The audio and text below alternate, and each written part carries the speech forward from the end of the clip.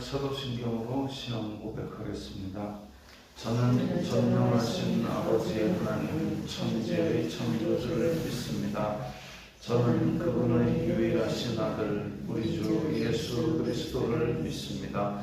그분은 성령으로 잉태되어 동정녀 마리아에게서 나시고 본디오 빌라도에게 고난을 받아 십자가에 못 박혀 죽으시고 장사된 지 사흘 만에 죽은 자 가운데서 다시 살아나셨으며 하늘에 오르시어 전능하신 아버지 하나님 우편에 앉아 계시다가 거기로부터 살아있는 자와 죽은 자를 심판하러 오십니다. 저는 성령을 믿으며 거룩한 공교회와 성도의 교제와 죄를 용서받는 것과 몸의 부활과 영생을 믿습니다. 아멘. 거룩하신 아버지 하나님 감사합니다. 간밤에도 편히 쉬게 해주시고 새벽에 기도하는 자리에 불러주시니 감사합니다. 이 시간 저희들이 마음 중심으로 주님을 경외하게 하여 주시옵소서. 예수님 이름으로 기도드리옵나이다. 아멘. 찬송가 461장입니다.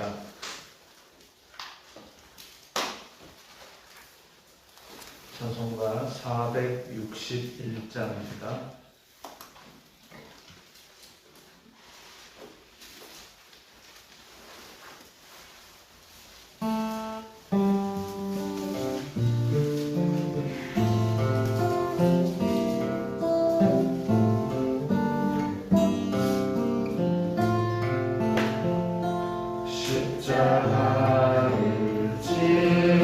주의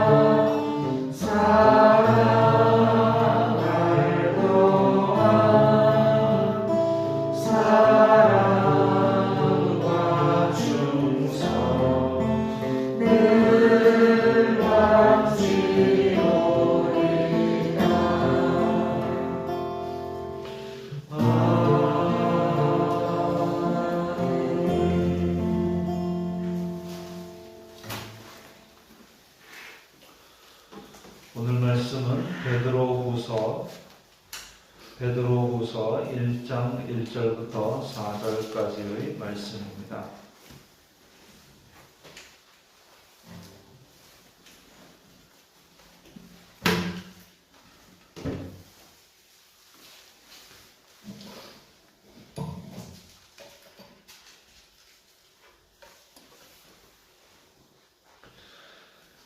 베드로후서 1장 1절부터 4절까지의 말씀 함께 읽겠습니다.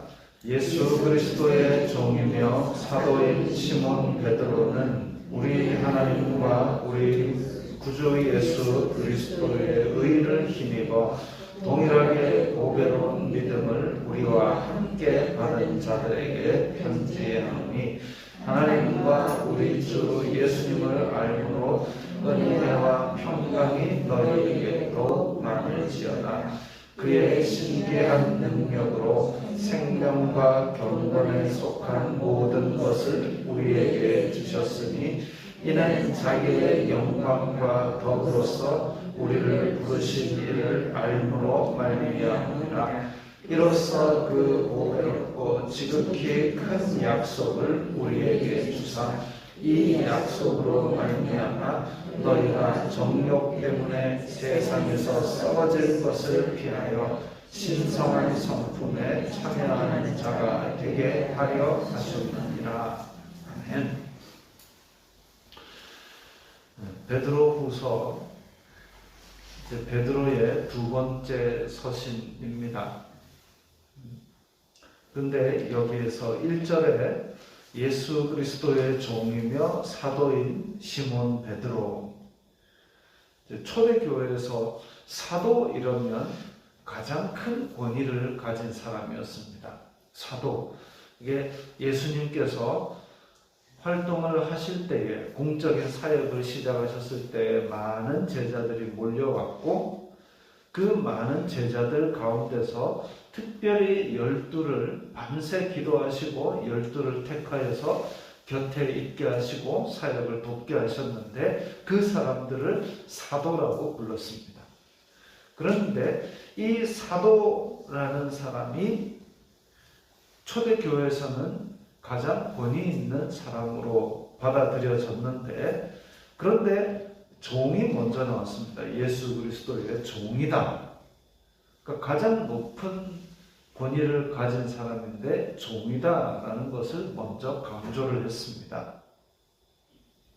어떻게 보면 예수님을 믿는 사람들은 모두 예수 그리스도의 종, 세상의 종이 아니라, 돈의 종이 아니라, 권력의 종이 아니라 예수 그리스도의 종이라는 정체성을 가지고 있어야 하는 것이죠. 사도인 시몬 베드로는, 시몬은 옛날 이름이고 베드로는 예수님께서 주신 이름. 시몬은 옛날 정체성이었다면 예수님을 만나고 나서는 베드로라는 새로운 정체성을 가진 사람. 근데 우리 하나님과 구주 예수 그리스도의 의를 힘입어 동일하게 보배로운 믿음을 우리와 함께 받은 자들에게 편지하노니, 우리와 함께 받은 자들 이러면 이제 모든 교회를, 예수님을 믿는 많은 교회들을 말하죠. 동일하게 보배로운 믿음을 받았다. 그래서 사도라 해서 특별한 뭔가를 더 받은 것이 아니라 동일한 믿음을 받았다 이거죠. 교회의 머리는 예수 그리스도시고 우리는 다 연결된 지체이자 공동체이자 형제들인 것이죠. 나머지는 상하가 없습니다. 사도라 해서 교회 안에서 더 높은 지위, 더 많은 권세 아니고 예수 그리스도를 머리 삼은 교회 안에서는 나머지는 다 형제 자매고, 그리고 아시아와 비두니아와 갈라디아 모든 흩어진 교회들, 그 교회들은 한 공동체이고 한 지체입니다. 오직 교회의 머리는 예수 그리스도시라는 얘기죠. 근데 이게 동일하게 보배로운 믿음을 가졌다라는 것이 초대교회에서는 강조되었는데, 그래서 서로를 형제 자매라 불렸는데, 서로 형제 자매라 부르다 보니까 또 안 믿는 사람들, 그때 당시에 안 믿는 사람들은 오해도 하였다 그랬습니다. 그런데 한 번씩 보면 또 이게 대한민국 사회는 상당히 어떤 위계 이런 것들을 자연스럽게 만들고 그 가운데 끼기를 좋아합니다. 어떻게든지 사람들이 만나면 고향이 어딘지 나온 학교가 어딘지 그걸 물어가지고 어쨌든 연결끈을 만들어내려고 합니다. 그 연결끈을 만들어내면 좋은데 학교는 몇 개냐고 물어보고 해가지고 또 기술을 만들어가지고 아래위로 따집니다. 그 아래위로 따지는 게 아무것도 할 거 없으면 니 몇 살이야 해가지고 나이로 아래위를 따져가지고 그렇게 서열 관계를 정리를 합니다. 참 희한하죠. 심지어는 제가 예전에 수영 배우러 다닐 때 저 이제 애기 풀에서 기본 자세를 배우고 그 다음에 이제 큰 풀로 옮겨가는데 제가 옮겨갔습니다. 옮겨가가지고 또 옮겨가서도 여기에 이제 초보 레인이 있고 거기서 조금 더 배우면 또 이제 중급 레인으로 올라갑니다. 초보 레인에서 보니까 이제 수영을 오래 다닌 분들이 있어요. 중급 레인으로 올라갔습니다. 올라가니까 어떤 아주머니 한 분이 뭐라 합니다. 저한테 뭐라 합니다. 강사보고 뭐라 합니다. 나는 7년 다녀도 여긴데 자는 1년도 안 다녔는데 왜 저기로 올라가나? 7년 다녔는데도 초보인 그분의 실력이 문제지 제가 문제겠습니까? 그렇습니다. 7년 다니는 게 벼슬이겠죠. 교회도 마찬가지입니다. 교회도 관록으로 벼슬, 내가 30년 믿었는데 그게 문제가 아니라 내 삶에서 어떤 열매가 맺혀지느냐, 그걸 하나님께 보이는 삶을 살아야 되는데 30년 다닌 게 자랑이고 관록이고 그래서 다른 사람들이 자기에게 절을 해야 한다면 이 참 성경에 그런 게 있나 싶기도 하고, 그러면 크게 패를 하나 붙이지. 30년 다녔음, 내년에는 31년 다녔음, 인사 좀 하기 바람. 안 써붙이면 누가 그걸 알겠습니까? 그 사람 30년 다녔는지 40년 다녔는지. 그런 겁니다. 근데 저는 잘 모르는데 여자 목욕탕도 그렇다면서요. 거기 내 자리인데 앉지 마세요. 이렇게 합니다. 공중목욕탕 다닌 지가 오래돼가지고 그런 게 있는지 잘 모르겠습니다. 교회 안에서는 그런 것들이 관록이 되고 그런 것들이 서열이 되면 그 교회는 문제가 많습니다. 학력이 교회 안에서 서열이 형성하면 문제가 많습니다. 어떤 분이 그래요. 아이고, 그 교회는 서울대 나온 분들이 4명이나 있어갖고 목사님이 피곤하겠어요. 누가 문제입니까? 서울대가 문제입니까? 아니면 서울대 나왔다는 그 교회에서 서열 만든 그 사람들이 문제입니까? 문제가 있는 거죠. 어느 대학 나왔는지가 서열에서 모르게 만들어지는 게 그게 교회지요. 세상과 다를 바가 하나도 없는, 내가 강남에 빌딩이 7채인데 인사하시오. 그럴 것 같으면 패를 만들어 붙이지요. 강남 빌딩 7개 주인 나한테 인사하시오. 그게 교회에서 계급의 척도가 되고 서열의 척도가 되면 그 교회는 그 교회가 문제가 많은 게 그 인간은 문제가 많은 인간입니다. 세상과 다른. 그래서 로마 시대에는 오히려 더 종과 자유인간의 차이가 있었고, 또 유대인과 헬라인간의 차이가 있었고, 남자와 여자 간에도 차이가 있었고, 그런 계급 사회에서도 초대 교회에서는 갈라디아에서 종이나 자유인이나 남자나 여자나 헬라인이나 유대인이나 차별이 없고 우리는 하나이다라고 얘기를 했습니다. 그래서 교회 안에 가면 종과 자유인이 서로 형제 자매로 그렇게 엮여지는 그런 모습을 보였습니다. 그랬는데 지금 종과 자유인 양반 쌍놈이 없는 대한민국 사회에서 이상한 걸로 서열을 만드는데 그게 교회 안에서다? 이건 심각한 문제죠. 동일하게 보배로운 믿음을 우리와 함께 받은 자들, 그것이 교회 안에서 새로운 정체성을 만든 하나님의 선물이자 믿음이자 우리의 고백이 되어야 될 겁니다. 하나님과 우리 주 예수님을 알므로 은혜와 평강이 너희에게 더욱 많을지어다.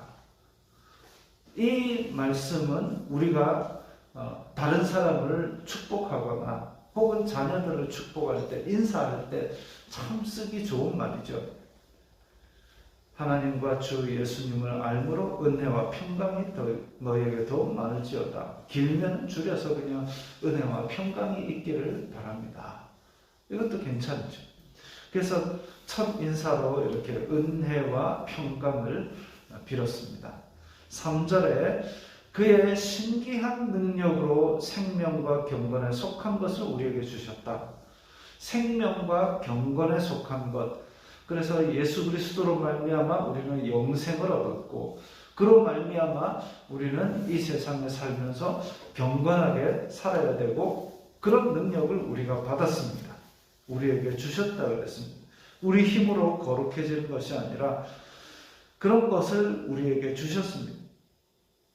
그래서 이 땅에 살면서 경건한 하나님의 성품을 닮아가는 경건한 것들, 그리고 영원한 생명을 지닌 자로 살아가게 되었는데, 앞에 보면 그의 신기한 능력이라고 했습니다. 우리는 신기한 능력 이러면 뭔가 좀 기적 같은 것들을 생각할 수 있는데, 신기한이라는 그 헬라어를 보면 사전을 찾아보면 신성, 신격 이런 것입니다. 그러니까 그 4절 저 끝에 보면 신성한 성품에 참여하는 자, 이게 같은 단어거든요. 그래서 신기한 능력이라기보다는 4절에 번역한 대로 신성한 능력으로 이렇게 번역하는 게 맞을 것 같습니다. 신성한 능력으로 생명과 경건에 속한 것을 우리에게 주셨으니, 또 이것을 쉬운 성경에서는 하나님의 능력으로 이렇게 했습니다. 하나님의 능력으로 우리가 하나님을 섬기며 살아가는데 필요한 능력을 허락해 주셨다. 하나님의 능력, 신기한 신성한 능력으로 주셨다. 또 4절에 이로써 그 보배롭고 지극히 큰 약속, 예수님께서 피로 세우신 새 언약이죠. 그것을 우리에게 주사 이 약속으로 너희가 정욕 때문에 세상에서 썩어질 것을 피하여 신성한 성품에 참여하는 자가 되게 하셨다. 이 신성한 성품과 세상에서 썩어질 것, 이게 대조되고 있습니다. 대조되고 있습니다. 세상에서 썩어질 것, 신성한 성품. 육신의 것, 탐욕의 것, 그것이 아니라 신성한 성품, 영원한 것, 거룩한 것, 이 신성한 성품, 하나님을 닮은 모습을 우리가 가지게 되었습니다. 그래서 예수님께서 새로 창조하신, 하나님께서 태초에 창조하신 것을 인간의 죄로 말미암아 어그러뜨렸는데, 예수님께서 말씀 대신 요한복음 1장에 나오는 세상의 모든 것이 그로 말미암아 다 된 그 말씀이 되신 예수 그리스도께서 새로운 창조를 하셔서 우리에게 그 피로 말미암아 새로운 언약을 주셨는데, 그 언약으로 새로운 창조물, 새로운 피조물이 된 우리들, 그래서 하나님을 닮은 모습, 태초에 하나님께서 보시기에 심히 좋았더라 하셨던 그 모습, 우리의 형상대로 사람을 만들어서 보시기에 심히 좋았던 그 모습으로 다시 회복시키시고 하나님과 교제하게 하신 것이죠. 그의 신기한 신성한 능력, 그리고 우리가 살아가는 신성한 성품, 이런 것들이 우리에게는 보배로운 믿음입니다. 보배로운 믿음, 예수님께서 주신 보배로운 믿음이고 또한 그것은 하나님의 선물이죠. 그래서 이 성도 각자의 성품, 그것이 하나님을 닮아가고 하나님께서 보시기에 심히 좋았던 신성한 성품이 될 수 있도록 우리가 그 약속의 백성답게 살아가는 것이 오늘 우리가 해야 될 일일 것입니다. 기도하겠습니다. 거룩하신 아버지 하나님 감사합니다. 우리가 동일하게 보배로운 약속을 받은 그런 성도로서 하나님의 신성한 성품을 오늘 하루도 드러내고 살게 하여 주시옵소서. 예수님 이름으로 기도드리옵나이다.